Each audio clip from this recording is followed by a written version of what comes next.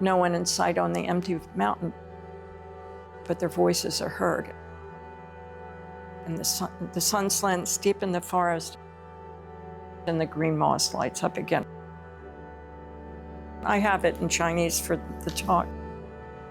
And today I've got the great pleasure to welcome an exceptional photographer, exceptional woman, who's been traveling to China since 1980.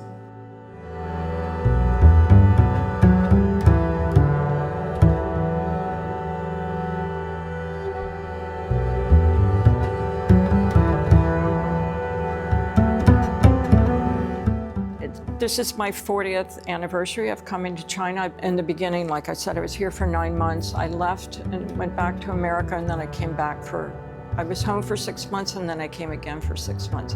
And I feel like the reason is that, it's like you start reading a book, and if you never can go to the next page, you feel really frustrated. And China has 5,000 years of history. It has a huge landscape. And what could I possibly know? I just keep wanting to turn the next page. I mean, I didn't know that I would be photographing the transformation of Beijing, Shanghai, because that's not what I saw. I saw that there were changes, but I didn't know that they were going to go even further. It's really been an incredible journey, both in the wild, open landscape and through the cities.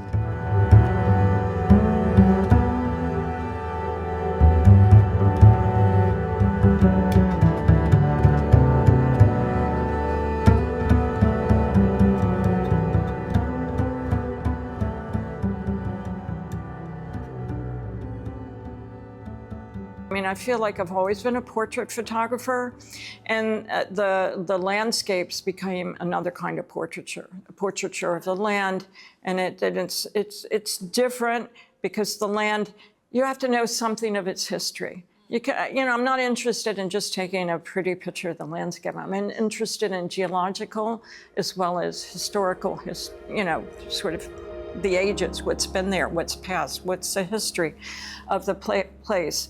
And that's really important to me, but at the same time, the people that live there are important. And so, like when I was photographing on the Navajo reservation in New Mexico, Arizona, and Utah, it took me a long time to get the courage to make the portraits because I feel like it was such an invasion.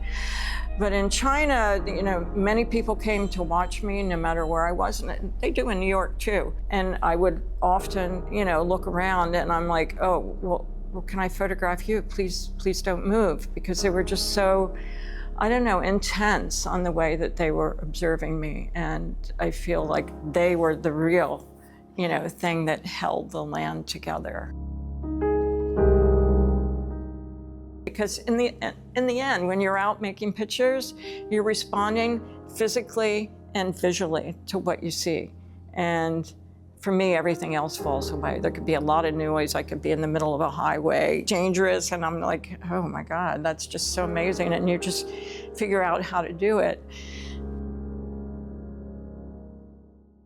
I'm moving very slowly. When I make a picture, I have to go under the focusing cloth. I have to focus, I have to figure out everything. But also, for me, using the camera on the tripod, the view camera, gives me an excuse to pause.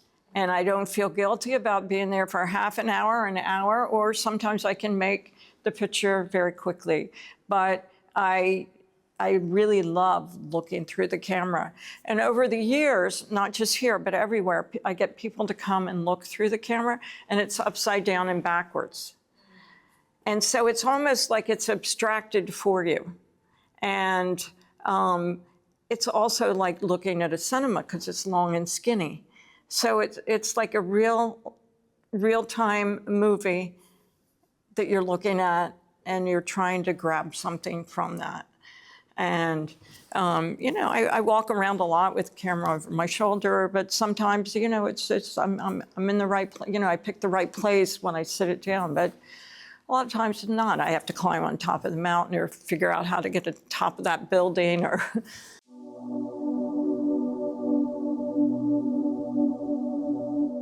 The undulating row of 5-point stars on the roof of a building draws us in, while the vertical structures parcel the Beijing landscape into new shapes, through which one rediscovers the landscape. The star, a cultural symbol, references the past that exists within the present, a subtle reminder of the ongoing challenges that underscore the socio-political arena.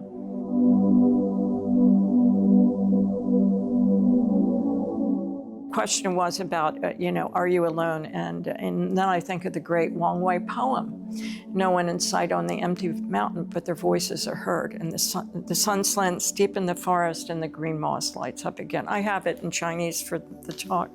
But you are never alone. But the reason I don't take anybody with me is that I go slowly and I don't really worry about the weather or eating or sleeping or getting my feet wet or being in a storm or being freezing cold. I just, if I'm moved, I'm just,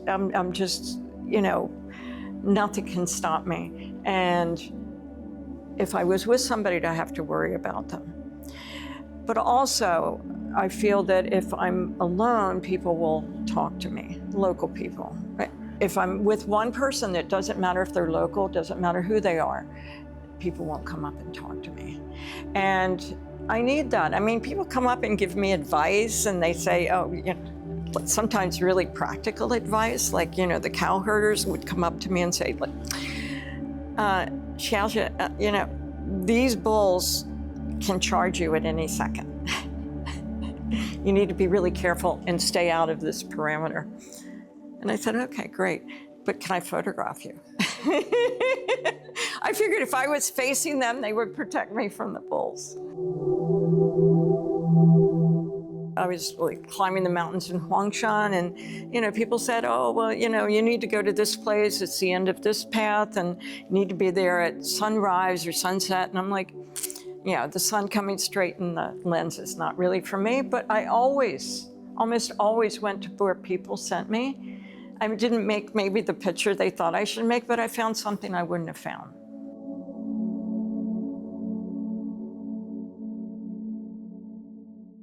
Well, my father gave me a double lens reflex when I was 9 years old and taught me how to develop film.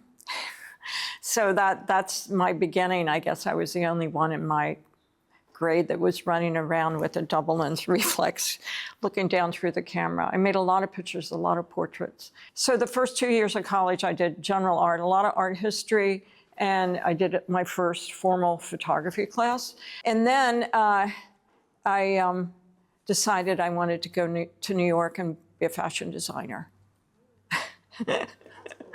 But photography was always there. I was still making pictures all the time. And, because of photography, I heard that Philippe Halsman was teaching a class, a weekend class for a whole semester. And I knew about his work from my father.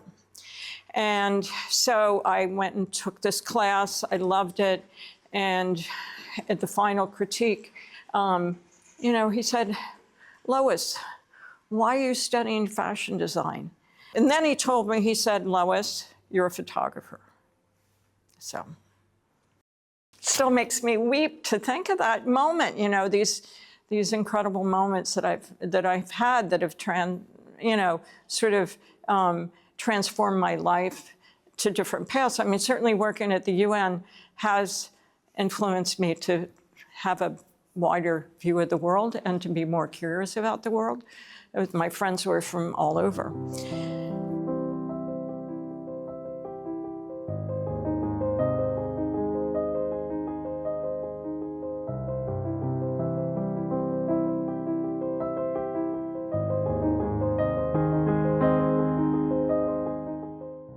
Being in China influences how I see in America, and being in America influences how I see here, and meeting people like you will change something in my life that I'll use in my pictures, and it's all a continuum. You guys are heroic. Thank you so much.